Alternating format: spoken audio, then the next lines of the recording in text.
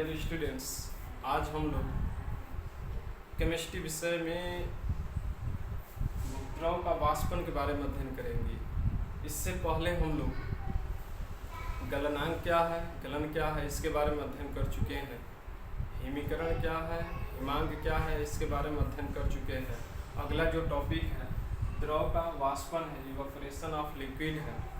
ये वाष्पन क्या होता है ये जान लिया जाए। देखिए, घर पर अगर किसी पात्र में जल को रख दिया जाए तो 2-4 दिन तक रखने के बाद अगर उस जल को देखा जाए तो जल की मात्रा उस पात्र में क्या होता है, कम हो जाता है। आखिर वो जल कहाँ जाता है, तो वास्तव में वो जल जो होता है वाष्प में बदल जाता है और उस पात्र में उस जल की क्या होती है, कमी हो जाती है। तो ये वाष्पन क्रिया कहलाता है। वाष्पन क्या है देखेंगे।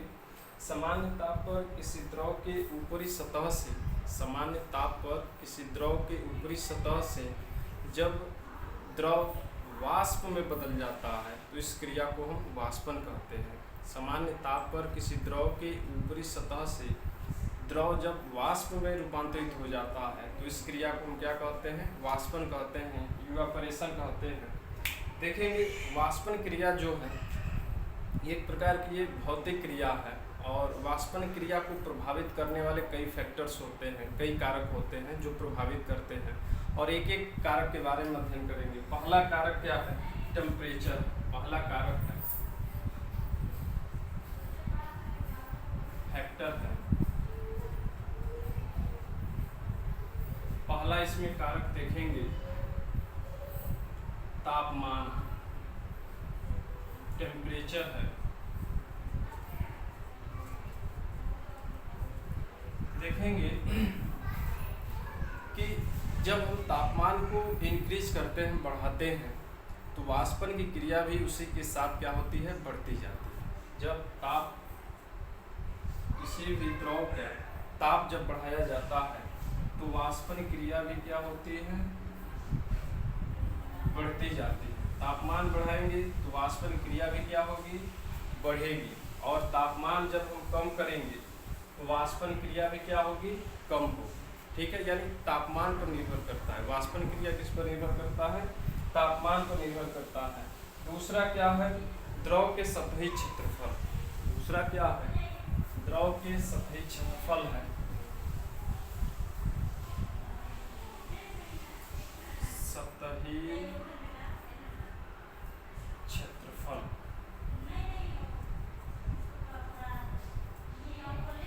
दूसरा जो फैक्टर है द्रव के सतही क्षेत्रफल है।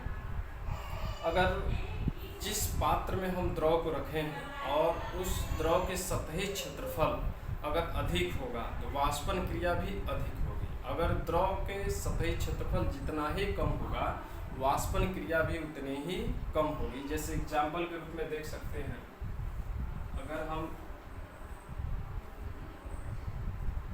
गिलास में रखे हैं जल और थाली में रखे हैं, देखेंगे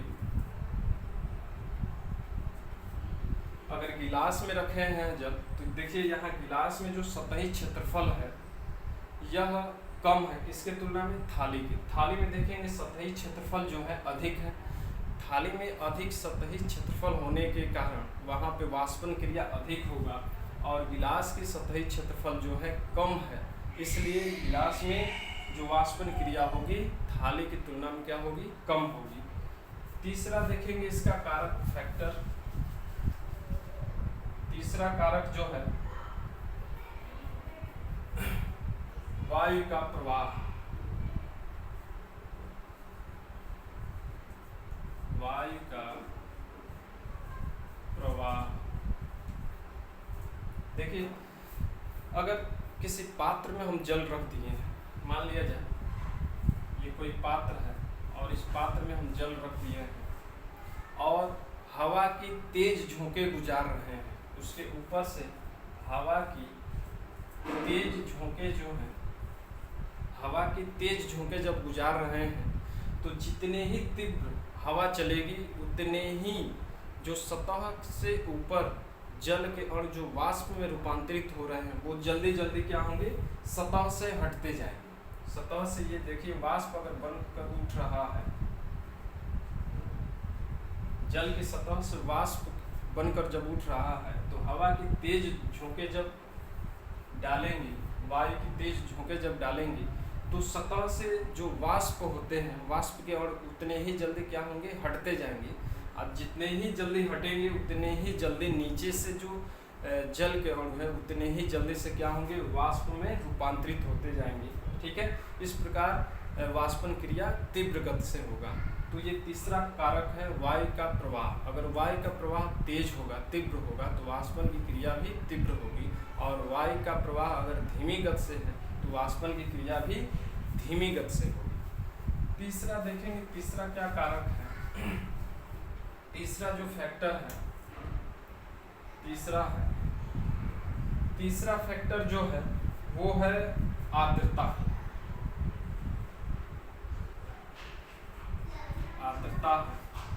आर्द्रता को दूसरे शब्दों में हम नमी भी कहते हैं। देखिए, अगर वायुमंडल में नमी है तो वाष्पन क्रिया कम हो। अगर वायुमंडल में नमी है, वायु में अगर नमी है, ठीक है, यानी वायु में जल वाष्प की मात्रा अधिक है तो आर्द्रता अधिक होगी वायु की, और आर्द्रता अधिक होगी तो वाष्पन क्रिया भी कम होगी। ठीक है, इसके साथ साथ अगर आर्द्रता कम है वायु की तो वाष्पन क्रिया भी क्या होगी, बहुत ही तीव्र गति से होगी। वाष्पन क्रिया उतनी ही अधिक होगी।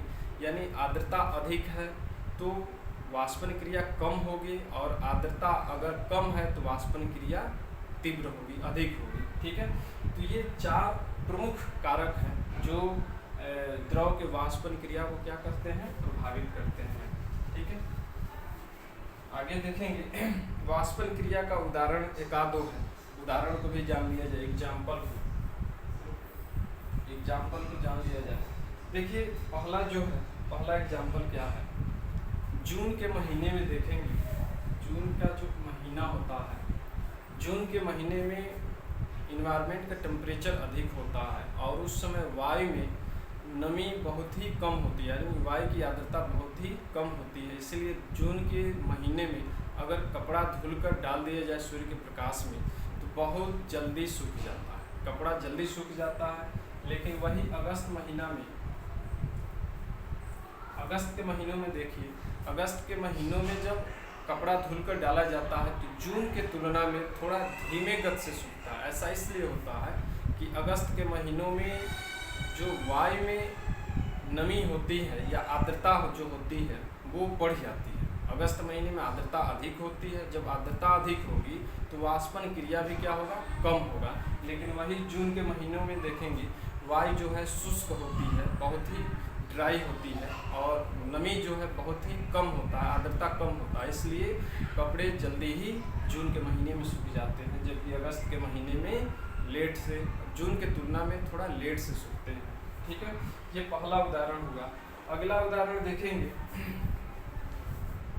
अगला उदाहरण है कि कपड़े को अगर धुल लिया जाए और कपड़े को धुलकर फोल्ड कर धूप में डाला जाए तो वहाँ पे सतही क्षेत्रफल जो होगा देखेंगे कम है। अगर मान लिया जाए कपड़ा हम धुल लिए और उसको फोल्ड कर दिए और फोल्ड करके, ठीक है, उसका क्षेत्रफल कम कर दिए हैं और धूप में डाल दिए हैं, तो जब क्षेत्रफल कम होगा तो वाष्पन की क्रिया भी क्या होगी, कम होगी। ठीक है, और उसी कपड़े को अगर फैला कर डाला जाए, उसी कपड़े को अगर फैला दिया जाए सूर्य के प्रकाश में तो क्या होगा, सतही क्षेत्रफल देखिए बढ़ गया, जिससे सूर्य के प्रकाश इसके चारों ओर की सतह पर जब पड़ेगी तो यहाँ से जल के जो अणु होंगे वो जल्दी ही वाष्पित हो जाएंगे और वाष्प में रूपांतरित हो जाएंगे। इस प्रकार सतही क्षेत्रफल बढ़ाने से वाष्पन क्रिया बढ़ती है और सतही क्षेत्रफल कम करने से वाष्पन की क्रिया क्या होती है, कम होती है। ठीक है, तो ये दो उदाहरण है। अच्छा, एक और उदाहरण कि ठीक है, द्रव जो होता है जैसे जल है, जल को रखेंगे तो इन्वायरमेंट के टेम्परेचर से या सूर्य के प्रकाश के प्रभाव से जल जो है बहुत ही धीमे गति से वाष्पित होता है। ठीक है, लेकिन कुछ ऐसे भी द्रव प्रकृति में पाए जाते हैं जो क्या होते हैं कि वो रूम टेम्परेचर पर भी या रूम टेम्परेचर से नीचे कम से कम टेम्परेचर पर भी रखा जाए तो वो क्या होते हैं, वाष्पित होते रहते हैं, जैसे ईथर है, ठीक है। इसके अलावा पेट्रोल है, ईथर है। अगर इसको खुले पात्र में रख दिया जाए तो ईथर या पेट्रोल जो होते हैं वो जल्दी ही क्या होते हैं, वाष्पित हो जाते हैं। ऐसा क्या कारण है? तो वास्तव में जो कुछ ऐसे द्रव होते हैं, विशेष प्रकार के द्रव होते हैं, जिनके चूँकि द्रव के जो अणु होते हैं, देखेंगे द्रव के जो अणु होते हैं दूर दूर होते हैं, द्रव के जो अणु होते हैं दूर दूर होते हैं, ये पहले ही हम बता चुके हैं। और इनके अणुओं के मध्य जो है आकर्षण बल जो होता है ठोस की तुलना में बहुत ही कम होता है। इनके अणुओं में गतिज ऊर्जा पाई जाती है। तो कुछ ऐसे द्रव होते हैं जिनके अणुओं में गतिज ऊर्जा औसत से गतिज ऊर्जा से अधिक होता है। द्रव के जो द्रव के अन्य जो अणु होते हैं उनकी औसत गतिज ऊर्जा से इन अणुओं की जो गतिज ऊर्जा होती है अधिक होती है। और अधिक होने के कारण जब गतिज ऊर्जा अधिक मिल जाती है और अधिक होने के कारण इनके अणु जो है बहुत तीव्रता के साथ क्या करते हैं, गति करते हैं। और तुरंत ही जब ये सतह पर आते हैं तो वो क्या होते हैं, वाष्प में बदल कर उड़ जाते हैं, वाष्प में रूपांतरित हो जाते हैं, फिर उसका वाष्पन हो जाता है। इसीलिए ईथर और पेट्रोल जो होता है उनके अणुओं के मध्य अंतराणविक आकर्षण बल जो होता है कम लगता है। और इसके साथ साथ उनके अणुओं में गतिज ऊर्जा अधिक पाई जाती है, जिनके कारण वो जल्दी ही वाष्पित हो जाते हैं। तो ईथर और पेट्रोल जल्दी वाष्पित हो जाते हैं, ऐसा इसीलिए होता है, ठीक है। आगे देखेंगे अगला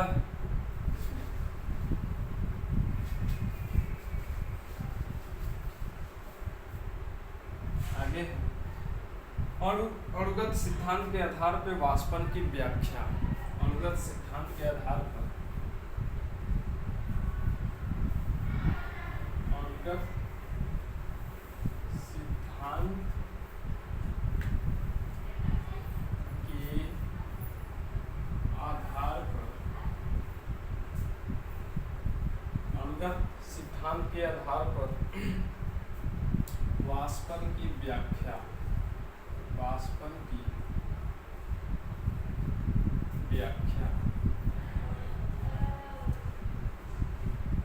यानी अणुगत सिद्धांत के आधार पर जो वाष्पन क्रिया होता है उसको कैसे एक्सप्लेन करेंगे, उसको व्याख्या कैसे करेंगे, ठीक है। देखिए जो अणु होते हैं द्रव के, अभी मैं बताया हूँ, द्रव के अणु जो होते हैं दूर दूर होते हैं। द्रव के अणु जो होते हैं दूर दूर होते हैं और अणुओं के मध्य इंटरमॉलिक्यूलर स्पेस भी अधिक होता है। इसके अलावा इनके अणुओं में गतिज ऊर्जा अधिक होती है। गतिज ऊर्जा अधिक होने के कारण इनके अणु जो है बहुत तीव्रता के साथ क्या करते हैं, गति करते हैं, ठीक है। और जिस पात्र में द्रव को रखा जाता है इनके अणुओं में गतिज ऊर्जा होने की वजह से ये बर्तन पर भी टक्कर मारते हैं, ठीक है। जब ये बर्तन पर टक्कर मारते हैं तो इनके कुछ अणुओं की गतिज ऊर्जा में परिवर्तन आ जाती है और कुछ अणुओं में गतिज ऊर्जा जो है औसत द्रव के औसत गतिज ऊर्जा से अधिक हो जाता है, ठीक है। और जब अधिक हो जाता है औसत से अधिक तो वो सतह से तुरंत इसमें बदल जाते हैं, वाष्प में बदल जाते हैं और वाष्प में बदलकर वो वहाँ से उड़ जाते हैं, ठीक है। लेकिन जिन अणुओं का गतिज ऊर्जा द्रव के औसत गतिज ऊर्जा से कम होता है वो द्रव के रूप में ही बने रहते हैं, ठीक है। जब जिन अणुओं की गतिज ऊर्जा अधिक होती है, औसत से अधिक होती है और वो वाष्प में बदल जाते हैं, इन अणुओं को वाष्प में बदलने के कारण ही जो द्रव का टेम्परेचर होता है या ताप होता है या उष्मा होता है, तुरंत द्रव का टेम्परेचर क्या होता है, घट जाता है, कम हो जाता है, ठीक है। तो इस प्रकार यह क्रिया होती रहती है, ठीक है, और वाष्पन की क्रिया होती रहती है, ठीक है। आगे देखेंगे वाष्पन के अन्य उदाहरण भी एक आध और बता दें। वाष्पन के अन्य उदाहरण भी बता दें। वाष्पन क्रिया के देखेंगे व्यवहारिक जीवन में हम लोग वाष्पन क्रिया का उपयोग करते हैं, ठीक है। और कहाँ कहाँ हम दैनिक जीवन में वाष्पन क्रिया का उपयोग करते हैं। तो पहला इसमें देखेंगे नमक बनाने में।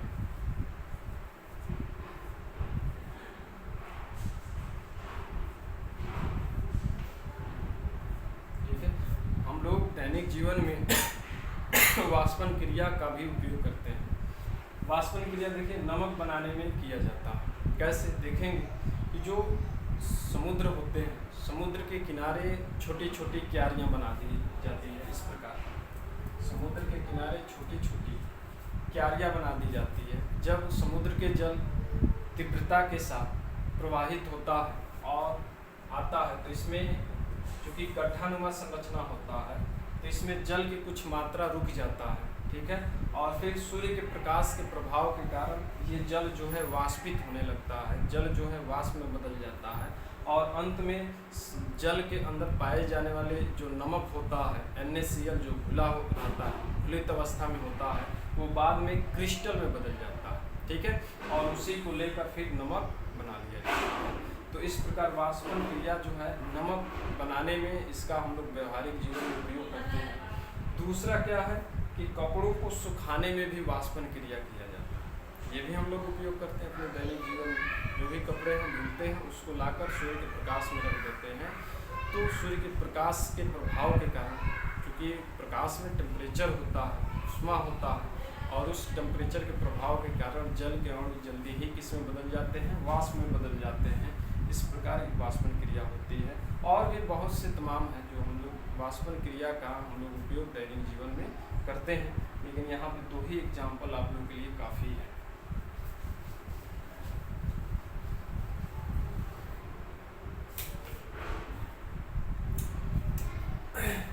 अगला टॉपिक है, देखेंगे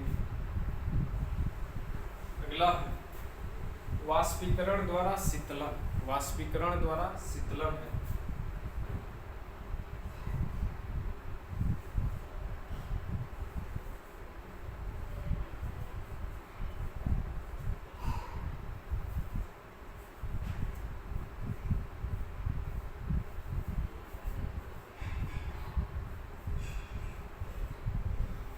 वाष्पीकरण द्वारा शीतलन है cooling due to evaporation of liquids.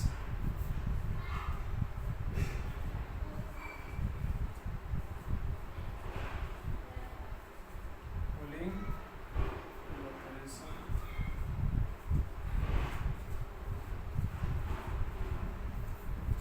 Of liquids. देखिए वाष्पीकरण क्रिया द्वारा जो है शीतलन क्रिया की जाती है। देखेंगे कि जो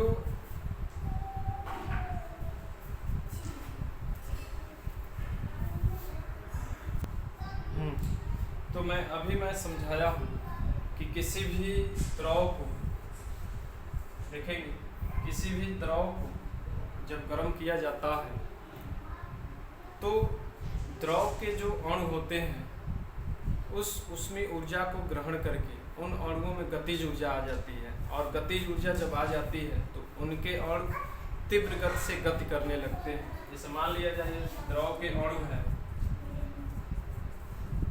जब इसको हीट किया जाए तो द्रव के जो ये अणु होते हैं ऊष्मा पाते ही ये गति करने लगते हैं, इनके अंदर गतिज ऊर्जा आ जाती है। ठीक है, और ये तुरंत ही वाष्प में बदलकर उड़ने लगते हैं, तुरंत ही वाष्प में रूपांतरित हो जाते हैं और उड़ने लगते हैं। जो ही इनके अणु ऊष्मा पाते ही इनके अंदर गतिज ऊर्जा आती है और वाष्प में बदलकर उड़ जाते हैं, त्यों ही अन्य अणु जिनकी गतिज ऊर्जा द्रव के गतिज ऊर्जा से बहुत ही कम होता है, वो द्रव में ही रहते हैं, वो वाष्प में रूपांतरित नहीं होते हैं। तो वो अणु द्रव में होते हैं, लेकिन जो अणु ऊष्मा पाते ही वाष्प में बदल जाता है और उड़ जाता है, इनके उड़ने के कारण ही तत्काल इस द्रव का टेम्परेचर जो होता है कम हो जाता है, घट जाता है, जिनके कारण ठंडा महसूस होता है, जिनके कारण शीतलन होता है, उसी को हम कहते हैं ठंडा अनुभव होता है। तो देखेंगे एक बार इसको फिर रिवाइज कर रहे हैं कि जो द्रव के अणु होते हैं जब उसको हीट किया जाता है, गर्म किया जाता है, तो जो द्रव के जो सतह के अणु होते हैं वो ऊष्मा पाते ही उनके अंदर गतिज ऊर्जा आ जाती है। गतिज ऊर्जा आने के कारण ये गति तीव्रता के साथ करते हैं और तुरंत ही क्या होते हैं, वाष्प बदल कर उड़ जाते हैं। लेकिन जो अणु ऊष्मा प्राप्त किए हैं लेकिन उनकी गतिज ऊर्जा द्रव के औसत गतिज ऊर्जा से कम होता है, वो वाष्प में नहीं रूपांतरित होते हैं। लेकिन जिनका अणुओं की गतिज ऊर्जा द्रव के औसत गतिज ऊर्जा से अधिक होती है, वो तुरंत वाष्प में बदल जाते हैं और वाष्प में बदल कर वहाँ से उड़ जाते हैं, जिनके कारण इस द्रव का तापमान जो होता है क्या होता है, कम हो जाता है, घट जाता है, जिनके कारण वो ठंडा अनुभव होता है। वहाँ का जो भी स्थान होता है वो कैसा अनुभव होता है, ठंडा अनुभव होता है। ठीक है, तो ये है वाष्पीकरण द्वारा शीतलन जानने के लिए देखेंगे कि इसमें इनकी उपयोगिता और उदाहरण जब समझाएंगे तब आप लोग को ये क्लियर होगा। ठीक है, कि किस प्रकार वाष्पीकरण क्रिया द्वारा शीतलन होता है, यानी वाष्पीकरण क्रिया जो होती है, इस क्रिया होने के कारण हमें ठंडा अनुभव कैसे होता है, इसका हम लोग एग्जाम्पल के माध्यम से ही समझ पाएंगे। तो चलिए देखा जाए इसका एग्जाम्पल। तो इसका पहला एग्जाम्पल देखेंगे, उपयोगिता लिख देते हैं, उपयोगिता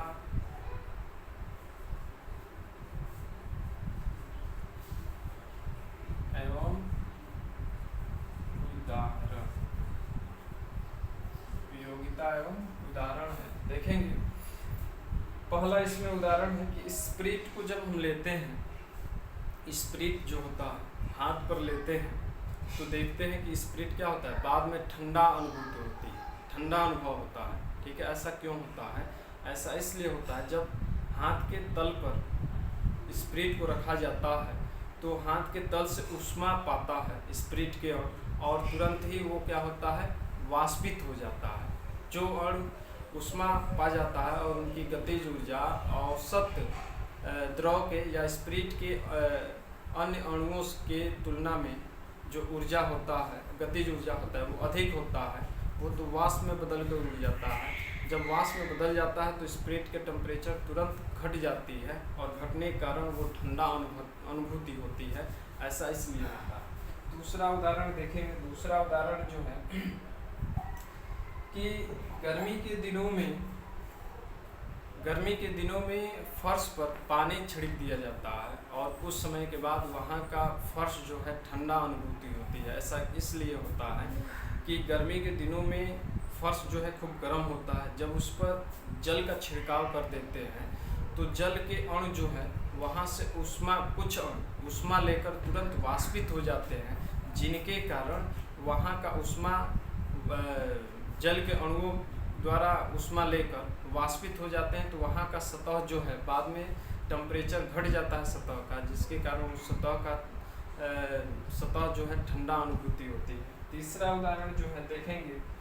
तीसरा उदाहरण है कि गर्मी के दिनों में जो कूलर होता है, कूलर जब हम लोग चलाते हैं तो कूलर चलाने से रूम में धीरे धीरे रूम के टेम्परेचर भी कम हो जाता है और ठंडा अनुभूति होती है। ऐसा इसलिए होता है कि जब कूलर चलाया जाता है तो कूलर के जो जल होते हैं वह जल वाष्पित होते हैं और वाष्प में बदल जाते हैं, और वो वाष्प जब रूम में जाता है तो रूम के जो वायु है उस वायु में नमी बढ़ जाती है, यानी आर्द्रता बढ़ जाता है, और उस आर्द्रता के बढ़ने के कारण ही क्या होता है, ठंडा अनुभव होता है।